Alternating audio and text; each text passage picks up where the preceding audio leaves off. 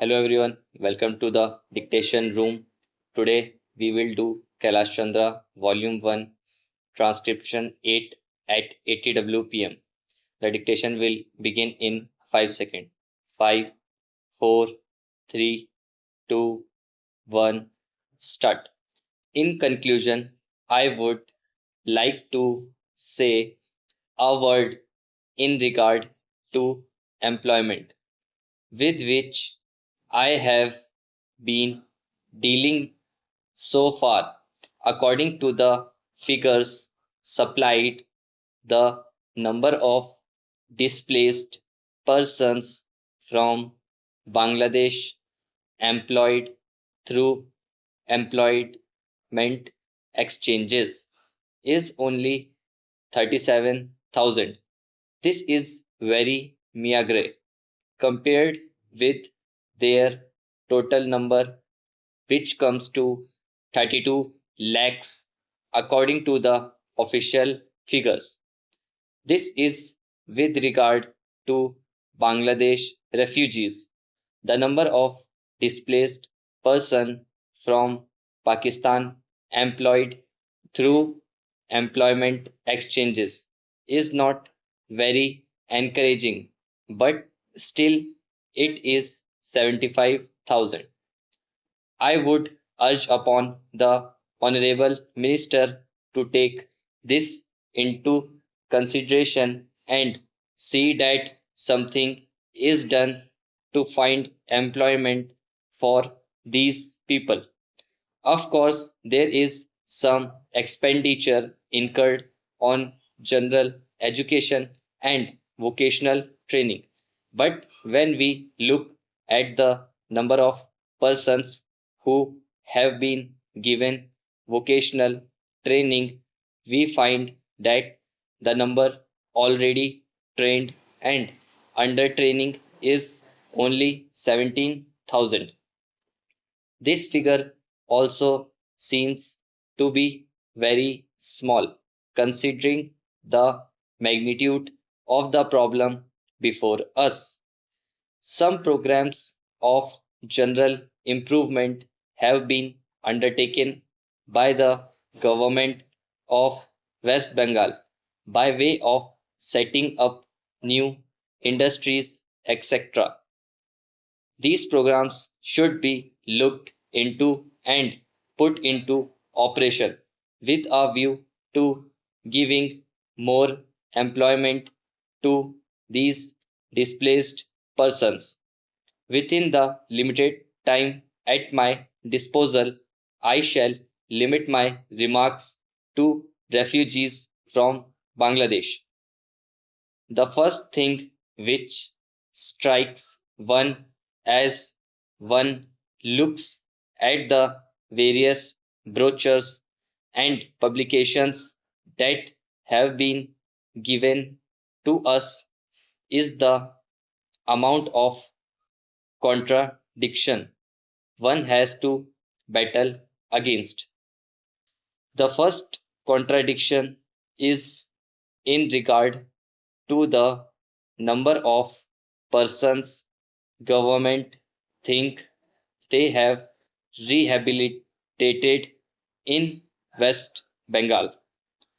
Granting that it is difficult to make a final assessment of the number of refugees who have come from Bangladesh, it is still true to say that at least there should be some sort of parity between what the Union Minister says and what the West Bengal Rehabilitation Minister says.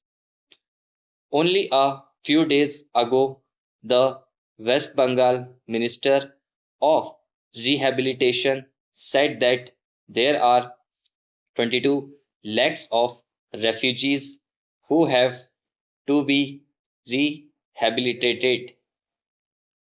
But the central government figure are 31 lakhs. unless the government know the number of people they have to budget for. It is rather bewildering to know how they mean to plan in bringing about their rehabilitation. As a matter of fact, many other sources believe that the figure is far higher, but in any case, there should be some parity and some idea as to the extent of the rehabilitation problem which still remains before the people of West Bengal. The other contradiction is this: on the one hand, Srimati Renuka Ray says that in the near future there will be making a successful completion of the work of economic rehabilitation of refugees in that state. But only last year Sri A.P. Jain said that as yet the problem of the displaced persons from Bangladesh was a matter which is giving some concern. I really do not understand why, in spite of Sri A.P. Jain recognizing that the problem is still quite serious, Srimati Renuka Ray should have made such a statement. Yet, when we heard the Honorable Finance Minister, we find that there has been a big shortfall in rehabilitation budget. I think that if the fact finding committee's report had been published, the assessment that we have rehabilitated about 50% of the people of Bangladesh who come over as displaced persons would have become quite clear in regard to its incorrectness. As a matter of fact, when we went round the campus and colonies in West Bengal, we found that as yet not more than 15% of the people have been rehabilitated in the sense that they are able to eke out their subsistence on the poorest levels.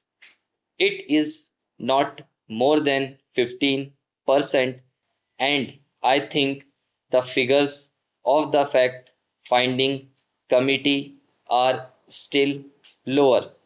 I think this is something that we have to take very seriously and put our minds to and apply all the resources that we have to find out how we will be able to tackle this problem of rehabilitation.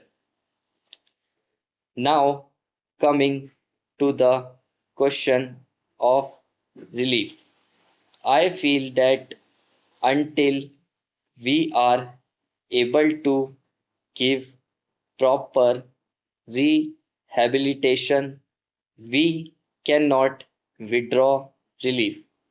It is no use arguing whether relief leads to lethargy and moral slackness unless our rehabilitation policies are fruitful. Have we any right to starve the pupil to death? As a matter of fact, Sri A.P. Jain may know that in West Bengal, the incidence of tuberculosis amongst the refugee population is very high. Only a small percentage of them is catered for by the medical relief given by the Directorate of Rehabilitation. If I am to tell you the tragic fate of the refugees in West Bengal, I would refer you to a report which appeared in February 1954.